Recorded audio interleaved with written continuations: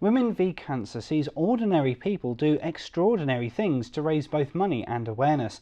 These can be challenges of endurance and skill, or in the case of my next guest, she's also organising a glamorous ball, with proceeds going to help the fight against cancer and to bring a little hope to those affected. Well, Lianne, thank you so much for coming in. And as we said there, you're doing one of these spectacular challenges, but you're also putting on this rather glamorous event. So just tell us a bit more about that. Okay, so I'm cycling from the Taj Mahal to Jaipur in India, which is in Rajasthan, along with 80 other women. But I'm also organising a ball to raise as much as we possibly can at the Bank Hotel in Alverstoke. It'll be a black tie event. Well, so that's such a show of solidarity, kind of with a massive group of women there, going all the way to India for this challenge. Yeah, I think there's a lot of women, a lot of them around my sort of age, who want to give something back, and they do it every year, different locations. This year I'm involved, but I'd like to do more as well. And so what was your motivation then to get involved with this? Well, unfortunately, I've had a family friend who was diagnosed 18 months ago with quite an aggressive cancer. I've seen the devastation that sort of creates immediately and outside with friends and family, and I guess that really sort of pushed me to want to do something. Plus I'm 50 this year, so I wanted to give something back. I've always wanted to go to India, so here I am. And it's interesting, you use that word devastation, but actually rather than kind of letting it control kind of your life, their lives, you're finding quite a constructive way to fight back against this disease. Yeah, because she's been such an inspiration to me, the way she's dealt with it, and it's made me think, well, you know what, we can fight and we need to be positive and we need to do something. So I'm trying to do my bit. And what have you been doing in preparation for this great challenge as well? Training. So I've started spinning twice a week, and I'm going out every weekend with my husband, and we're just increasing every weekend, how far we go. So we're up to 15-mile cycles at the moment, but on the actual event, we'll be cycling up to 70 miles a day. So. Wow. Now, I suppose one thing that kind of springs to mind is obviously it's quite cold here at the moment. We've had kind of -degree temperatures throughout this week at least, but it's going to be quite a different story when you get to India. So how are you going to kind of factor in getting used to the heat and cycling all that way?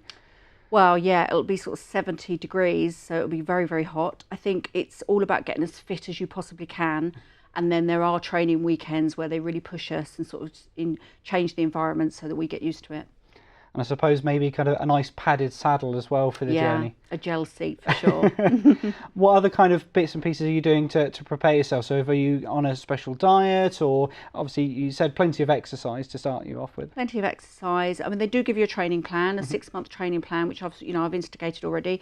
But it's just making sure I eat properly and understanding what my body needs, because obviously I'll be in a different country, and it's understanding the things that I need to get through the day. So yeah. Wow, fantastic. And that's obviously the physical endurance side of it, but that's just one part of what you're doing to raise kind of the money and the awareness. So you've got this glamorous black tie ball that you're putting on as well. So just kind of tell us how the two kind of marry up together. Okay, well, I want to raise as much as I possibly can. I have got a Just Giving page, but I also wanted to do something that involved lots of people, something local that I could get businesses involved in as well. So I went to the Bank Hotel in Alverstoke. They've kindly donated the venue, and it's an amazing room. So we're having a black tie event on the 11th of May, which is a Friday night. And everybody's going to get very dressed up. I've appealed to lots of local businesses and have the most amazing auction lots and raffle prizes. We've got an amazing band called The Mixtape, who are a renowned covers band. And yeah, it's just going to be a fabulous, fabulous night. I suppose that's things. Some people don't need an excuse to kind of get dressed up in their glad rags, but actually kind of it adds a whole different element to kind of the purpose that you're raising the money for, doesn't it? I think so. I think everyone likes to get dressed up, and we don't get the chance these days. I think it doesn't happen as much.